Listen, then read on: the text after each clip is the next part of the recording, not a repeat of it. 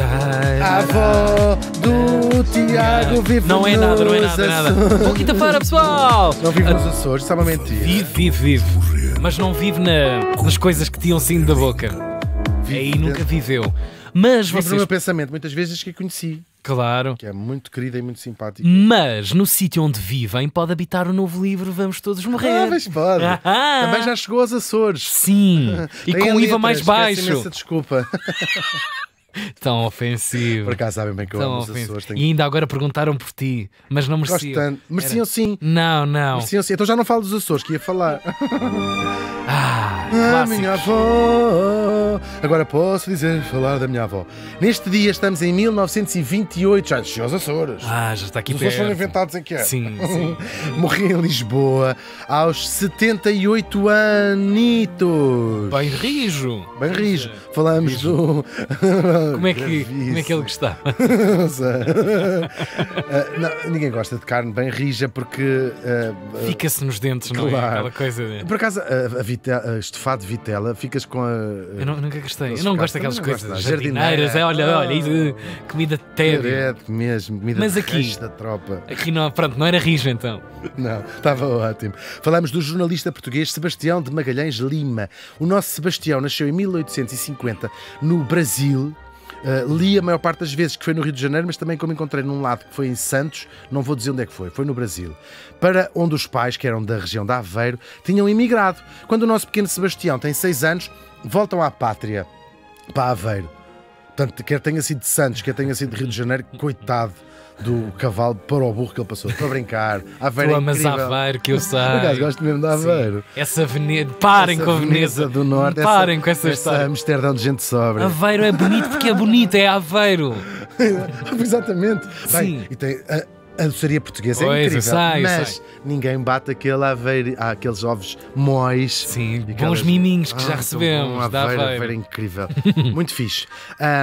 Portanto, lá foi ele, coitadinho, do Rio de Janeiro, provavelmente, para Aveiro. Ele estuda em Lisboa, na escola alemã, depois na Faculdade de Coimbra. Estamos na década de 1870. E assim, ele vai fazer parte da geração de 70. Este tipo, o Sebastião Magalhães Lima, escreveu muito e foi poeta e tudo, respeitado no seu tempo pelos seus pares.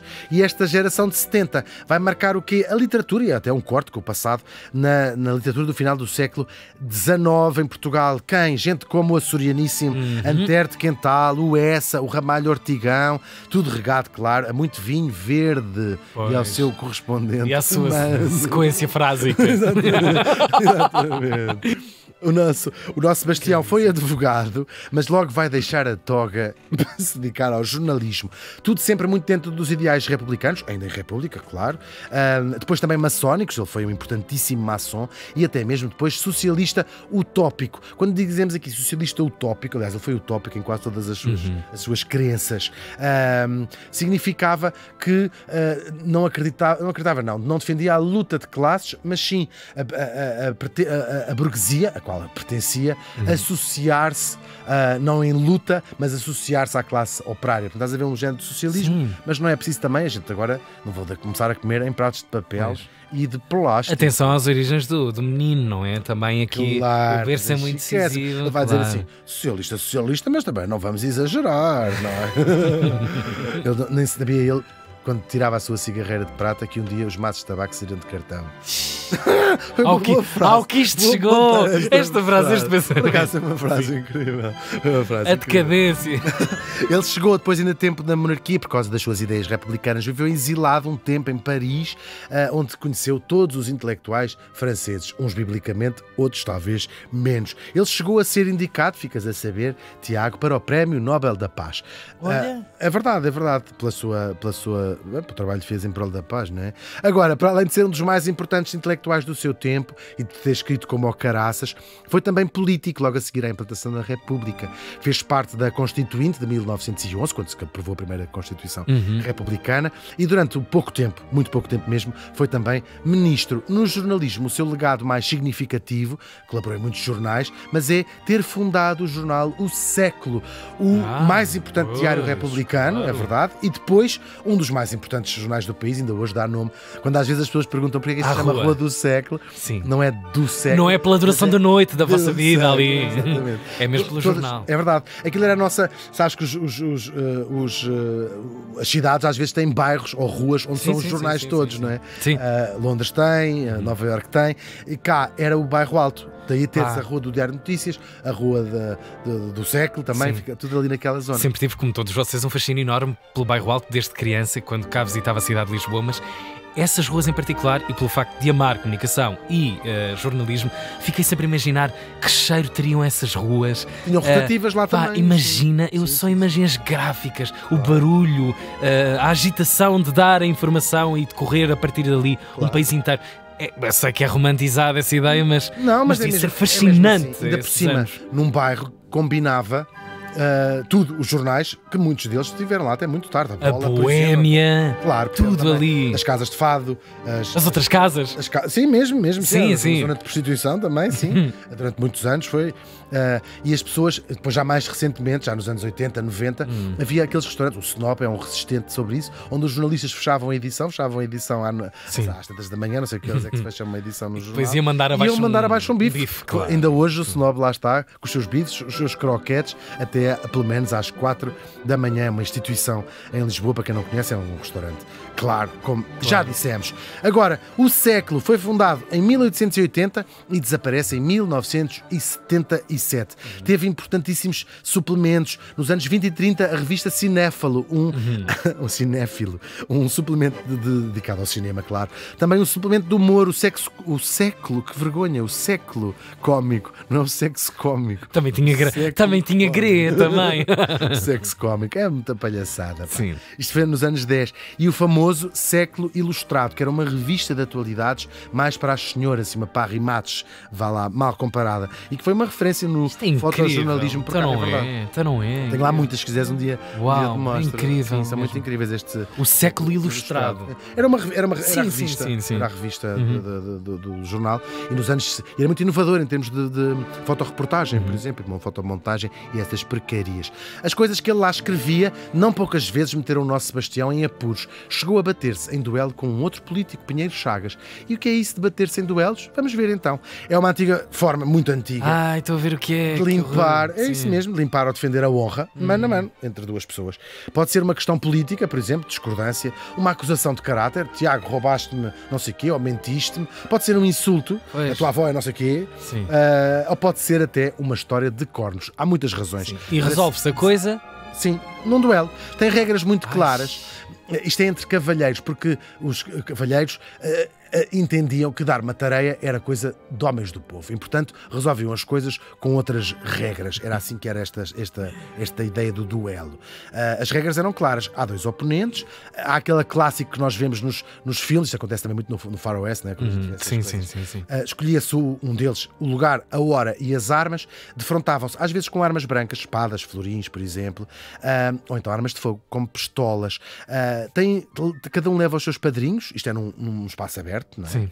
Sobretudo quando é tiro, ao ar livre, e levam os seus padrinhos, portanto, pessoas que vão assistir. Há sempre um médico, para o caso das pessoas ficarem feridas, e um juiz imparcial, claro, tem que ser imparcial, que é o chamado mestre de armas. Acabava, se dizem as regras, ao primeiro sangue, ou seja, a primeira pessoa que ficasse ferida era a que tinha perdido. Agora, muitas vezes acabavam com a morte de um deles, Pois. e quase sempre, sabes porquê? Porque se fosse ferido de morte, por falta de socorro, ditavam as leis, que como era por defesa da honra, mesmo o tal médico que estava presente, Não fazia nada. É só corpo presente. só ficou presente e deixava Oh, quando a meu pessoa Deus. morresse. Portanto, era bom que fosse rápido. Bendito Facebook, em que as pessoas se insultam, desamigam e está-se bem. Tal e qual. O Essa descreve muitos duelos, claro, mas não sujava as suas próprias mãos, não achava isso Olha quem. típico, claro. Agora, por causa da questão Coimbra, a tal chatice que houve com a geração de 70 em Coimbra, o Antero de Quental e o Ramalho Ortigão, que depois ficaram amigos para a vida, defrontaram-se à espada, porque a questão Coimbra é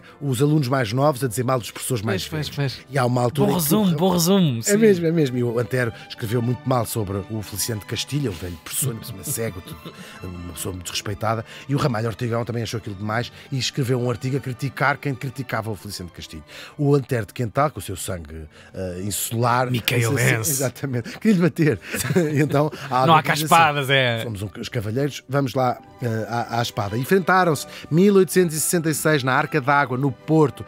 O Antero, vai ficar aqui o Tiago todo contente, acabou por ferir o Ramalho Ortigão num braço. Mas também vocês sabem como é que acaba a história também, não é? A relação dele com armas é muito particular. É verdade. Aqui no caso espadas, é verdade. Esse duelo que ele fez com ele próprio. O Camilo também incluiu muitos duelos nos seus livros, mas não os fazia, não é? Isso dava muitas chatices. Mas havia outra questão de resolver as coisas, que era: levas uma bengalada. As bengaladas, as pessoas, os cavalheiros, não é? Usavam, era bengaladas que davam uns nos outros, ou então ameaçavam. Já aqui falaste disso. É uma imagem. Acontecia imenso. A saída ali do Grêmio. Da ópera, às vezes, sim. Não gostei disto, de um livro. Tu escrevias um artigo no jornal a dizer: o livro do X é péssimo. E o outro ia fazer. O Camilo fazia imenso isso. Pois. Queres levar duas galhetas? Fez a quem? Ao marido da amante, ameaçado de bengaladas. A Ana Plácida. Ao marido da princesa Ratazzi. Já trouxemos também ela aqui. É uma tipa que escreve um livro chamado Portugal de Relance, onde enxovalha não só o país, como o Camilo Castelo Branco e a sua literatura também. Agora, a tradição de escritores em duelo nem é só do século XIX, nem é só portuguesa. Muitos nomes clássicos, do Cervantes ao Proust, se defrontaram em duelos.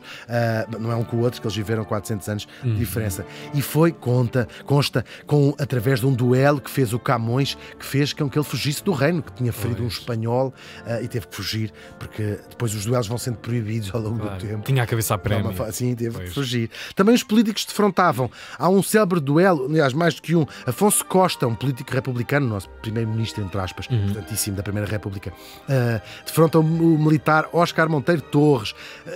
Mais, Afonso Costa meteu-se em muitos duelos mesmo, e era proibido já na altura, em algumas alturas, e então era tudo à porta fechada, mas o Yoshua Ben-Oliel, esse grande fotógrafo do início do século XX português, lá se espantava aos muros, e quem quiser procurar no Google, não há da própria do duelo em si, mas deles a prepararem-se, a tirarem as armas na caixa, estás a ver aquilo acaba de cartola, assim, uma coisa toda muito, muito épica. É verdade. E temos também muitos retratos do início do século XX, entre muitos outros protagonistas da política. Até o Prémio Nobel português Egas Muniz desafiou um tipo que o ofendeu para um duelo. Vinha tudo nos jornais, claro, na primeira página, duelo entre... Era sempre pessoas famosas. Também era um marketing de venda e de... Exatamente. Claro. As pessoas iam vendo aquilo. Só que foram perdendo popularidade e as pessoas começaram a achar aquilo uma barbaridade. O último duelo em Portugal aconteceu a 27 de dezembro de 1925 no Jockey Club do Campo Grande, o Jockey do Campo Grande, entre o vice-presidente da Câmara de Lisboa, que era republicano, António Beja da Silva, e António Centeno, que era monárquico e diretor da Companhias Reunidas de Gás e Eletricidade. Isto ainda aparece em algumas tampas de metal da rua. Sim. Aparece lá este CRGE, quando virem isto, era o nome antigo das Companhias Reunidas de Gás e Eletricidade. Tinha sido acusado o administrador disto, sim, não cumprir, cito, um acordo sobre a subida do preço do gás e o aluguer dos contadores. E o presidente da Câmara... Já na altura! Esse mentiroso! E o mentiroso desafiou para um duelo, e assim foi. Como é que isto acaba tudo? O Beja da Silva morre de um ataque cardíaco durante o duelo e, portanto, foi o fim da... Atenção disto, imagina! Claro, teve uma síndrome cardíaca e morreu. Isto foi o final da popularidade dos duelos, que as pessoas disseram assim: isto é uma barbaridade. Pois. Morreu o presidente da Câmara, lá porque o outro é um gatuno. Isto é o quê? 1925, sim, ainda nem fez 100 anos, é verdade. Houve outro ameacezinho que aquele de 25 é considerado o último duelo, mas há aqui tem mais graça ou menos graça. 1928, Dias Ferreira e Beirão da Veiga, dois pacíficos e respeitadíssimos professores do Instituto de Ciências Económicas e Financeiras, desentenderam-se por coisas da faculdade. Sim. E eram todos assim: oh, seu filho da mãe, então vamos a um duelo. E é verdade que iam fazendo um duelo. E o então comandante da PSP terá dito assim: isto não faz sentido nenhum, o duelo é uma instituição que, quando não é, e acho que é uma belíssima descrição, perigosamente ridícula, é ridiculamente perigosa. Já nos anos de 1940, parece que foi ontem, o advogado, muito colorido, personalidade, Francisco Sousa Tavares, terá desafiado para um duelo um homem que o ofendeu, e teve que intervir o próprio Salazar, que impediu a coisa, Menino, Não há calma. mais histórias de duelos. O duelo entre o nosso morto e o Pinheiro Chagas acabou com este último, o Pinheiro Chagas, ferido num braço. Claro, nós não somos aqui apologistas da violência sob qualquer forma. Os duelos e as bengaladas, ainda assim, eram, eu acho, desconcordo Eu contigo percebo há o que é que bocado. estás a falar. É honra. A honra é uma coisa. Não, a honra e o não, conceito- não acho nada, mas acho mais digno, como forma de expressar, Bolas. não defendendo, do que os equivalentes do duelo do século XXI, que é vocês andarem-se a enxovalhar uns aos outros, isso não acho mal, agora escondidinhos atrás do computador. Pois. São os ratos. O Sebastião de Magalhães Lima morreu faz hoje 95 anos.